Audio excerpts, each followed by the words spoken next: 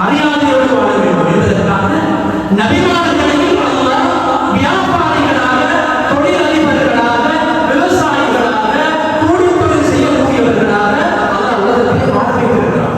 என்ன காரணம் தெரியுமா? அந்த நபிமார்கள் ஏழைய மத பெரியார்களை போன்று, அந்த காலத்தில் இருந்த ஏனைய மத தலைவர்களை போன்று நபிமார்களும் தொழில் செய்யாமல் துறவரம்தான் வாழ்வு என்று வாழ்ந்திருந்தால் அந்த நபிமார்களுடைய பேச்சை அந்த சமூகத்தினர்கள் மதிக்க மாட்டார்கள், கண்ணியம் இழந்தவர்களாக மாறிவிடுவார்கள், கண்ணியம் இல்லாதவர்களாக கருதப்படுவார்கள், யாசிக்கக்கூடியவர்கள் என்று மக்கள் கருதி அவர்களுடைய துருவத்தை, விசாரத்தை, அந்த துருவத்தை அல்லாஹ்வுடைய வகையை நிராகரித்து விடுவார்கள். அதனால் இந்த உலகத்திலே சில நபிமார்களை உலகத்தை ஆட்சி செய்கின்ற ஆட்சியாளர்களாக அல்லாஹ் தெரிவு செய்தார். அல்லாஹ் குர்ஆனில் வமா அர்ஸல்னா கப்லக வமா அர்ஸல்னா மின் கப்லிக மின் ரசூல் வலகத் அர்ஸல்னா மின் கப்லிக ரசூலன். அல்லாஹ் சொல்கிறான், நபியே, இந்த உலகத்திலே உங்களுக்கு முன்னால் சில ரசூல்மார்களை நாங்கள் அனுப்பினோம். يأكلون الطعام ويمشون في الأسواق. ரெண்டு விடயங்கள் அல்லாஹ் சொல்றார். அந்த நபிமார்கள் ஹலாலை சாப்பிடுவார்கள். நபிமார்கள் என்பவர்கள் மனித இயல்போடு படைக்கப்பட்டவர்கள். அவர்கள் சாப்பிட வேண்டும் என்ற உணர்வோடு படைக்கப்பட்டவர்கள். உயிருள்ளவர்களுக்கு உணவு தேவை. அதனால் நபிமார்களை அல்லாஹ் அடையாளப்படுத்துகிறார். அவர்கள் சாப்பிடுவார்கள். அதே நேரத்தில் சாப்பிட வேண்டுமாக இருந்தால் உணவு தேவை. உணவு தேவை என்றால் காசு தேவை. அதனால் அந்த நபிமார்கள் சாதாரண மக்கள், நபிமார்கள் அல்லாதவர்கள் சந்தைகளில், கடைத்தெருவுகளில் அவர்கள் நடந்து சென்று திரிந்து தொழில் செய்வதை போன்று நபிமார்கள் இந்த உலகத்தில் சந்தைகளில், கடைத்தெருவுகளில் நடந்திருக்கிறார்கள், சென்றிருக்கிறார்கள். ஏன்? ஹலாலை தேட வேண்டும் என்பதற்காக, ஹலாலான உணவை புசிக்க வேண்டும் என்பதற்காக வியாபாரம் செய்திருக்கிறார்கள். நபிமார்கள் சாப்பிட்டு வாழ்ந்திருக்கிறார்கள். சொன்னார்கள் நபி நாயகம் ஸல்லல்லாஹு அலைஹி வஸல்லம், நபி ஆதம் அலைஹிஸ்ஸலாத்து வஸலாம் அவர்கள் இந்த உலகத்துக்கு முதலாவது நபியாக அனுப்பப்பட்டவர்கள். முதலாவது மனிதர் உலகத்திலே செய்த முதலாவது காரியம் என்ன? விவசாயம் செய்தார்கள். நூஹ் அலைஹிஸ்ஸலாம் அந்த காலத்திலே அவர்கள் ஒரு தச்சனாக பலகைகளின் மூலமாக மரங்களை அறுத்து தளபாடங்கள் செய்யக்கூடியவர்களாக நூஹ் அலைஹிஸ்ஸலாம் இருந்திருக்கிறார்கள்.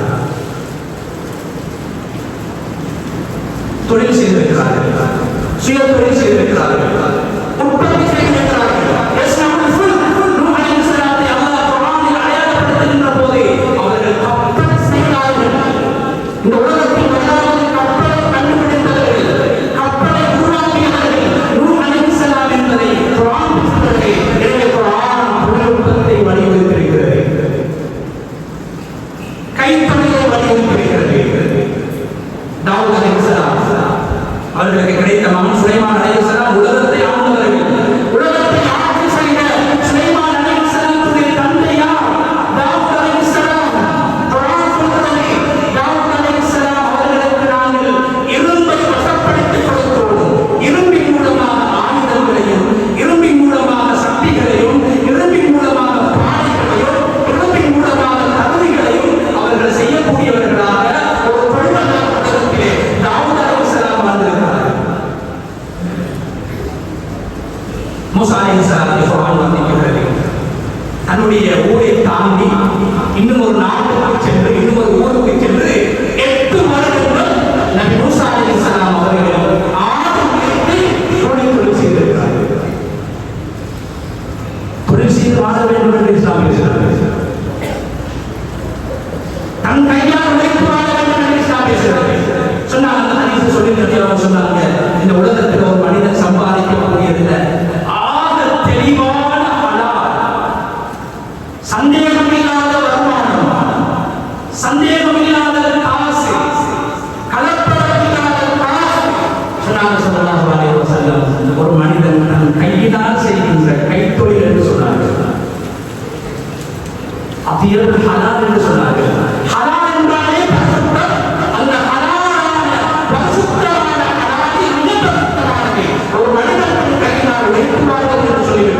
சொன்னார், மூசா அலைஹிஸ்ஸலாம் தன் கையினால் உழைத்து வாழ்ந்திருக்கிறார். இத்ரீஸ் அலைஹிஸ்ஸலாம் ஒரு கைவராக, ஆடைகளை தைக்கக்கூடிய ஒரு கைவராக இத்ரீஸ் அலைஹிஸ்ஸலாம் அவர்கள் உலகத்திலே வாழ்ந்திருக்கிறார்கள். எனவே கண்ணியமானவர்களே, இரண்டு விடயங்களை நாங்கள் கவனத்தில் கொள்ள வேண்டும். ஒன்று, காசோடு அருள், காசை தேட வேண்டும், காசை முறையாக தேட வேண்டும். அப்துல் ரஹ்மான் இப்னு அவுஃப் ரலியல்லாஹு அன்ஹு அவர்கள் மிகப்பெரிய உலகத்திலே அவரை போன்ற செல்வந்தர்கள் உலகத்திலே தோன்றியிருக்கிறார்கள். மிகப்பெரிய செல்வந்தர். அவர் சொல்றார், நான் இரண்டு லோகத்துக்காகத்தான் தொழில் செய்கிறேன், இரண்டு லோகத்துக்காகத்தான் வியாபாரம் செய்கிறேன். முதலாவது, என்னுடைய காசு பணத்தின் மூலமாக அல்லாஹ்வுடைய பொருத்தத்தை நான் அடைந்து கொள்ள வேண்டும். இரண்டாவது, நான் சம்பாதித்து வாழ்வதன் மூலமாக எனது மரியாதை, எனது கண்ணியம், சுய மரியாதை பாதுகாக்கப்படும். யாசிக்கக்கூடியவனாக, கையேற்றக்கூடியவனாக நான் வாழாமல் தலையை உயர்த்தி நான் கண்ணியமாக வாழ வேண்டும். அதனால்தான் நான் உலகத்தில் தொழிலில் ஈடுபடுகிறேன், வியாபாரத்தில் ஈடுபடுகிறேன் என்று அப்துல் ரஹ்மான் இப்னு அவுஃப் ரலியல்லாஹு அன்ஹு அவர்கள் சொன்னார்கள். கண்ணியமானவர்களே, இது முதலாவது பகுதி. இஸ்லாம் மனிதத்தை, கைத்தொழிலை, தொழில்நுட்பத்தை, வியாபாரத்தை, கூலித்தொழிலை இஸ்லாம் வலியுறுத்தியிருக்கிறது. நபிமார்கள் செய்திருக்கிறார்கள். அதற்கான முறைகளை நபிமார்களுடைய வாழ்வின் மூலமாக அல்லாஹ் தஆலா காட்டியிருக்கிறார்கள். அருமை நாயகம் ஸல்லல்லாஹு அலைஹி வஸல்லம் அவர்கள் ஆரம்பித்திருக்கிறார்கள், வியாபாரம் செய்திருக்கிறார்கள். ஒரு வியாபாரியுடைய உதவிக்காக செல்கின்ற ஒரு பணியாளராக அருமை நாயகம் ஸல்லல்லாஹு அலைஹி வஸல்லம் அவர்கள் இந்த உலகத்திலே வாழ்ந்து காட்டியிருக்கிறார்கள். இது முதலாவது. பணம் என்பது அருள், நிஅமத்.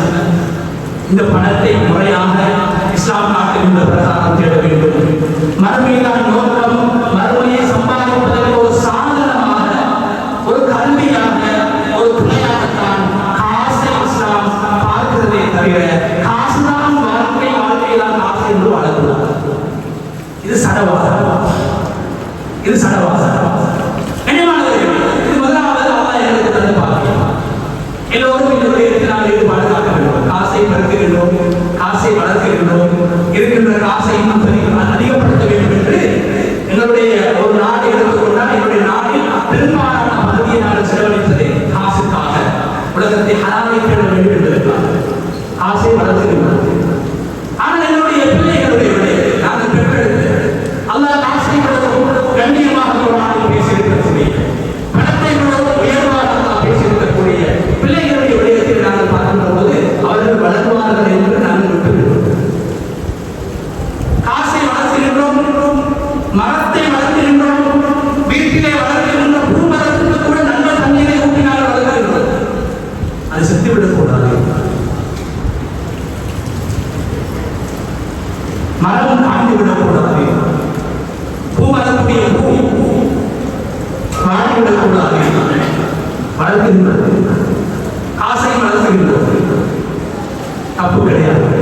கண்ணியமானதாக காசை வளர்ப்பதை போன்று உலக விடயத்தில் ஈடுபாடு காட்டி நாங்கள் காசை வளர்ப்பதை போன்று என்னுடைய பிள்ளைகள் காசை வளர்ப்பு முதன்மைப்படுத்தப்படக்கூடியவர்கள். காசு என்பது சாதனம். இந்த உலகத்திலே நாங்கள் சம்பாதிப்பதை பிள்ளைகளுக்காக சம்பாதி